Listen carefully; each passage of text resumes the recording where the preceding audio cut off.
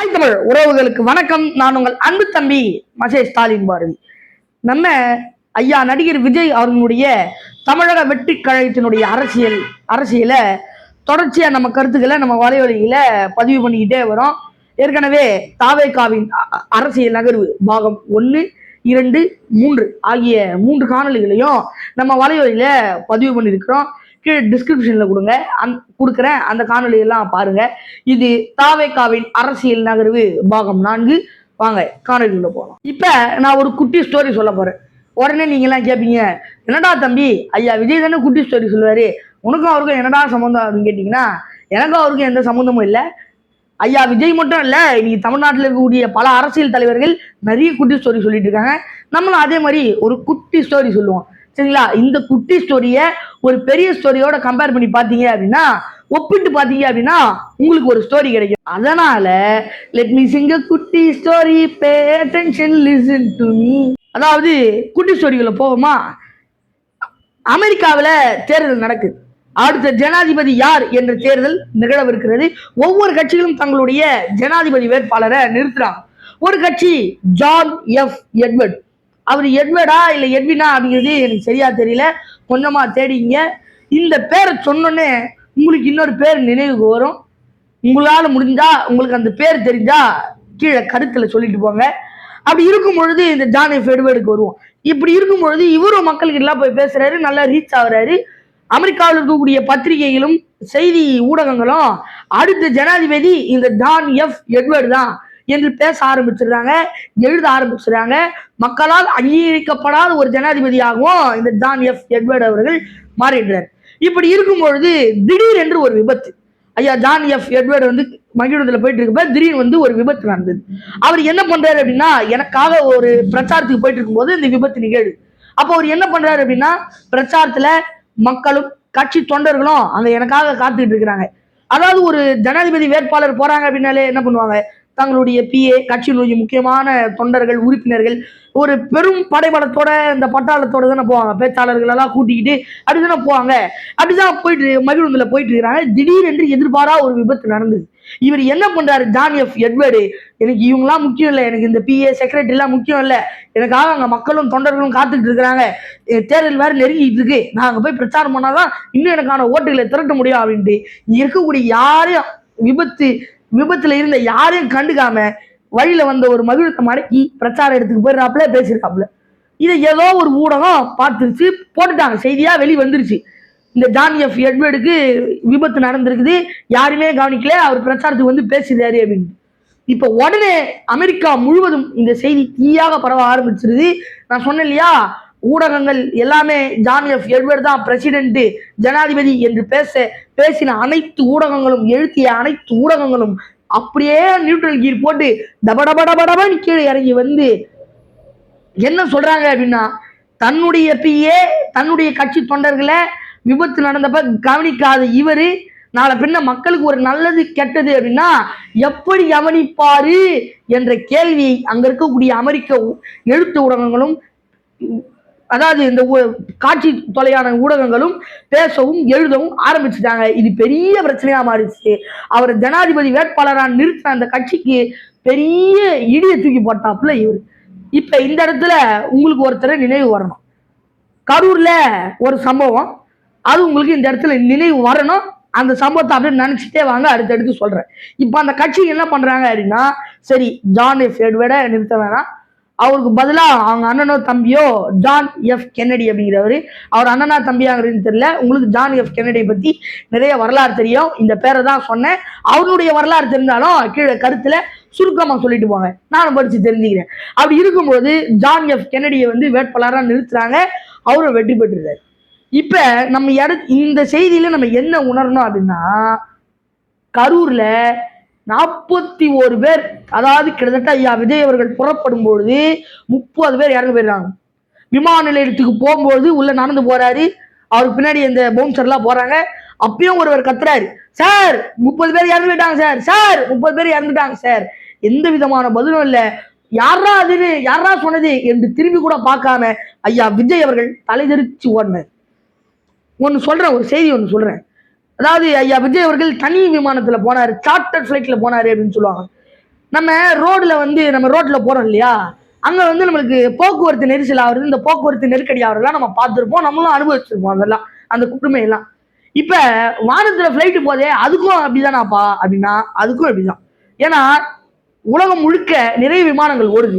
இந்த விமானம் இந்த நேரத்துல இந்த இடத்த கிராஸ் ஆகும் அப்படின்ற தகவல்லாம் அங்க இருக்கவங்க கூறிக்கிட்டே இருப்பாங்க. அந்த தகவல்லாம் வந்துட்டே இருக்கும். ஒவ்வொரு ஃபிளைட் கிளம்புது அப்படின்னா அந்த தகவல்களை பரிமாறிக்கிட்டே இருப்பாங்க. அப்படி இருக்கும்பொழுது ஐயா விஜய் அவர்கள் எல்லாரும் இறந்து போறாங்க, மயக்கம் வருது, செருப்பு தூக்கி அடிக்கிறாங்க, நம்மள ஏதோ பண்றாங்க என்று தெரிந்த உடனே தலை தெரிச்சு ஓடி போறாரு. ஓடி போயிட்டு ஃபிளைட்ல ஏறி கிளம்பிடுறாப்புல. அந்த ஏர் டிராபிக் அப்படின்னு சொல்லுவாங்க, அதான் இப்ப நான் சொன்னேன் இல்லையா, அந்த விமான நெரிசல், இதெல்லாம் அந்த நேரத்துல கிளியர் பண்ணி கொடுத்தது யாரு? மக்கள் நம்ம பின்னாடி வரக்கூடாது, டக்கு டக்கு டக்கு டக்கு நம்ம உள்ள போயிட்டே இருக்கணும், அடுத்தடுத்து போயிட்டே இருக்கணும் என்று ஐயா விஜய் அவர்களுக்கு இந்த நடைமுறைகள் எல்லாம் செஞ்சு கொடுத்தது யாரு? ஐயா விஜய் அவர்கள் பின்னென்று இதெல்லாம் ஒர்க் பண்ணி கொடுத்தது யாரு அப்படிங்கிற சந்தேகம் மிகப்பெரியது. இது ஒரு பக்கம் இருந்தாலும் என்னை பொறுத்தவரை, அதாவது என்னை இல்ல மக்களுடைய பார்வையை பொறுத்தவரை ஐயா விஜய் அவர்கள் குற்றவாளி. இதை நான் சொல்லலைங்க, மக்களும் பேசிக்கிறாங்க. இன்னைக்கு வரைக்கும் 41 பேருக்கு என்ன பதில் அப்படின்னா அது சிபிஐ விசாரணை தான் குறிக்குது. இன்னைக்கு வரைக்கும் ஐயா விஜய் அவர்கள் சிபிஐ விசாரணைன்ட்டு டெல்லிக்கு போயிட்டு வராது தவிர அவரை யாரும் கைது செய்ய முடியல, எந்த நடவடிக்கையும் எடுத்த மாதிரி தெரியல அப்படின்ட்டு மக்கள்லாம் பேசிக்கிறாங்க, சொல்லிட்டு இருக்கிறாங்க. நம்மளும் பார்க்குறோம். பொதுவாக ஒரு குற்றவாளி ஒரு குற்றம் இழைத்து விட்டார் அப்படின்னா அவரை வந்து கைது செய்வாங்க. கைது செஞ்சா வெளிநாட்டுக்கெல்லாம் போயிட்டு வர முடியாது. இது போன்ற பல வகையான பிரச்சனைகள் ஏற்படும். ஆனா ஐயா விஜய் அவர்கள் இவ்வளவு பேர் குற்றத்தை இழைத்திருக்கிறாரு அப்படின்னு மக்கள் பேசுறாங்க. ஆனா அசால்ட்டா ஒண்ணுமே இல்லாம ஜனநாயகனுடைய அந்த பாடல் வெளியீட்டு விழாக்கு மலேசியாவுக்கு போயிட்டு வர்றாரு. இது என்ன? இதுவே ஐயா விஜய் அவர்கள் இல்லாம ஒரு சாதாரண மனிதனோ அல்ல சாமானியன் யாராவது இந்த செயலில் ஈடுபட்டிருந்தாங்க அப்படின்னா அவங்களுக்கான சட்ட நடைமுறை என்ன, இல்ல ஐயா விஜய் அவர்களுக்கான சட்ட நடைமுறை என்ன அப்படிங்கிறத இவங்கெல்லாம் கொஞ்சம் விரிவா தெளிவா அழகா சொன்னாங்க அப்படின்னா நல்லா இருக்கும்.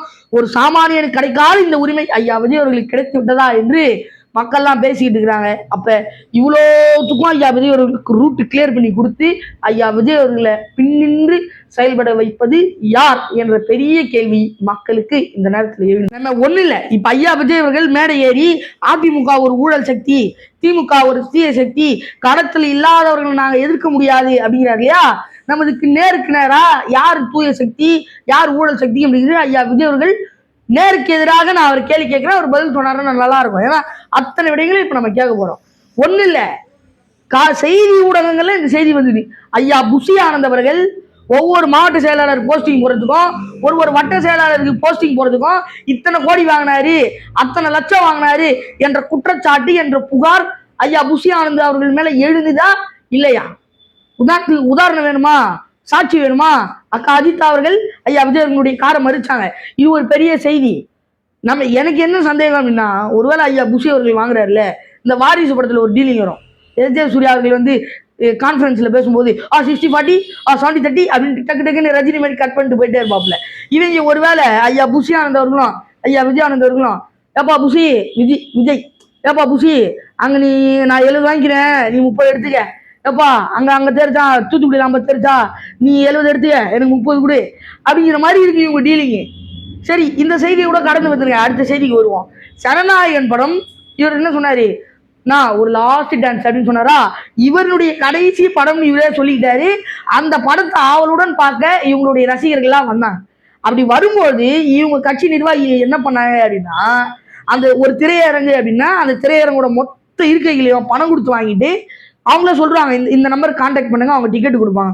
இவங்க உடனே போன் அடிச்சு கேட்கும்பொழுது, ஆனா ஒரு டிக்கெட் 1000 ரூபானா, ஒரு டிக்கெட் 2000 ரூபானா என்ற குற்றச்சாட்டு உங்கள் கட்சி நிர்வாகிகள் மேல எழுதுதா இல்லையா? சரிங்க, இந்த புகாரை கூட விட்டுருங்க, இப்போ ஒரு புகார் எழுந்து வந்திருக்குது பாருங்க. ஒவ்வொரு மனிதனும் வருமான வரி கட்டும் பொழுது அது நாட்டுக்கு கொடுக்கக்கூடிய ஒரு நிதியாக, அது மக்களுக்கு இந்த அரசு சேவை செய்யக்கூடிய ஒரு நிதியாக மாறுது. அந்த நிதி மூலமா தான் நம்ம எல்லாருக்கும் நலத்திட்டங்கள்லாம் அமல்படுத்தப்படுது. அப்படி இருக்கக்கூடிய பொதுமக்கள் நிதியான பொதுமக்கள் காசை நீங்க வருமான வரி ஏய்ப்புன்னு ஒரு வேலையை பண்ணி உங்க காருக்கு வருமான வரி கட்டாம உங்க ரோல்ஸ் ராய்ஸ் காரை வித்து இது போன்ற பல சர்ச்சைகள்ல பிரச்சனைகள்ல மாட்டினீங்களா இல்லையா? இப்ப நீதிமன்றம் 1.5 கோடி ரூபாய் அபராதம் கட்டணும் அப்படின்னு சொன்னதுக்கு நான் கட்ட முடியாது அப்படின்னு மனு தாக்கல் பண்ணி அந்த மனுவையும் தள்ளுபடி பண்ணிருக்கு உயர் நீதிமன்றம். இந்த மேட்ரு எப்ப வந்து தொடங்குது அப்படின்னா, ஐயா விஜய் அவர்கள் ரோல்ஸ் ராய்ஸ் கார் வாங்குறாரு இல்லையா, அங்க வந்து தொடங்குது. அந்த காருக்கு இவர் வருமான வரி கட்டல அப்படின்ற சர்ச்சையெல்லாம் எழும்போது அந்த காரை சைலண்டா வச்சுட்டாரு, அதை வித்துட்டு லினக்ஸ் கார் வாங்கிட்டாரு என்ற குற்றச்சாட்டு அவர் மீது எழுந்தது. இப்ப அவர் மீது இருக்கக்கூடிய பெரிய குற்றச்சாட்டு என்ன அப்படின்னா, புலின்னு ஒரு படம் நடிச்சார் இல்லையா, புலி புலி பாயும் புலி அந்த படத்துல வரும் இல்லையா, அந்த படத்துல ஐயா விஜய் அவர்களுக்கு 15 கோடி ரூபாய் வருமானம். ஆனா அந்த வருமானத்தை கணக்கே காட்டாம ஐயா விஜய் அவர்கள் மறைச்சி கதையை முடிச்சிட்டாரு என்கிற அளவுக்கு அந்த செய்தி இப்ப எழுந்து வந்திருக்குது. அதனாலதான் நீதிமன்றம் 1.5 கோடி ரூபாய் அபராதம் கட்டிட்டு போப்பா என்றதை சொல்லியிருக்குது. இவர் அதுக்கு மேல் மனு தாக்கல் பண்ணி அந்த மனுவையும் தள்ளுபடி பண்ணிட்டாங்க நீதிமன்றம். இப்ப யார் ஊழல் சக்தி, யார் தீய சக்தி, யார் தூய சக்தி அப்படின்ட்டு இந்த காணொலியை பார்க்குற நீங்க சொல்லுங்க. ஒருவேளை ஐயா விஜய் அவர்கள் இந்த காணொலியை பார்த்தாரு அப்படின்னா அவர் கீழே கமெண்ட்ல கருத்துல சொல்லிட்டு போங்க, நானும் தெரிஞ்சுக்கிறேன். அதாவது இப்ப இவர் சொல்றாரு இவங்க தூய சக்தி அவங்க தீய சக்தி, களத்தில் இல்லாதவங்களை எதிர்க்க மாட்டேன், ஊழல் சக்தி நாங்க தூய சக்தி அப்படிங்கிறாரு. இதெல்லாம் பார்த்தா பயா அப்படின்ற மாதிரி சொல்ல தோணுது. ஆனா நம்ம சொல்ல முடியாது. சரி, இதெல்லாம் கடந்து வந்தாலும் இவங்களை நம்பி ஏமாந்து நம்ம எல்லாம் ஓட்டு போட்டுணுமா? என்னங்க பண்றது, தமிழ்நாடு கெட்டு போயிடுச்சு, வேற என்ன பண்ண முடியும்? இதுல வேற இவங்க சொல்றாங்க, நான் என்ன பொறுத்த வரைக்கும் பெரியார் எங்கள் கொள்கை வழிகாட்டி, ஈவே ராமசாமி எங்கள் கொள்கை வழிகாட்டி என்று பேசக்கூடிய ஒரு அரசியல் தலைவரோ என்று பேசக்கூடிய ஒரு விஜயோ எங்களுக்கு வேண்டாம். தோழர் ஜீவானந்தத்தை போன்று, ஐயா திரு முத்துராமலிங்க தேவரை போன்று, ஐயா திரு வாபூசி அவர்களை போன்று, ஐயா சிங்கார வேலரை போன்று, ஐயா மாப்போசி அவர்களை போன்று இன்னொருத்தர் இருக்காப்புல, உலக தமிழர்களின் ஒற்றை தலைவன், ஒற்றை நம்பிக்கை, 22 நாடுகளை எதிர்த்து ஒற்றை ஆளாக நின்று சண்டை போட்ட ஒரு மாபெரும் வீரன், எம்பெரும் தலைவன், அவரை போன்ற ஆட்கள் வேண்டும், அவரை போன்ற தலைவர்கள் எங்களை ஆள வேண்டும் என்பதுதான் எங்களுடைய விருப்பமே தவிர ஈவேரா எங்கள் கொள்கை வழிகாட்டி அப்படி இப்படின்னு சொல்ற தலைவர்களே இல்ல, எங்களுக்கு ஒரு கண்ணு இது ஒரு கண்ணு அது அப்படிங்கிற சொல்ற தலைவர்கள்லாம் எங்களுக்கு வேண்டாம். எங்களுக்கு 2 கண்களும் தமிழ் தேசியம் மட்டும்தான், வேற எங்களுக்கு எதுவுமே நோக்கம் கிடையாது. 2026 படைப்போம் புதிய அரசியல் வரலாறு, அடிப்படை அமைப்பு, அரசியல் மாற்றம், அதுவே எங்கள் இலக்கு.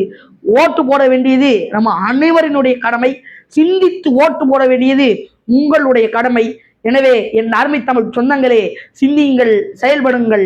அடுத்த காணொலியில் மீண்டும் சந்திப்போம். நன்றி, வணக்கம்.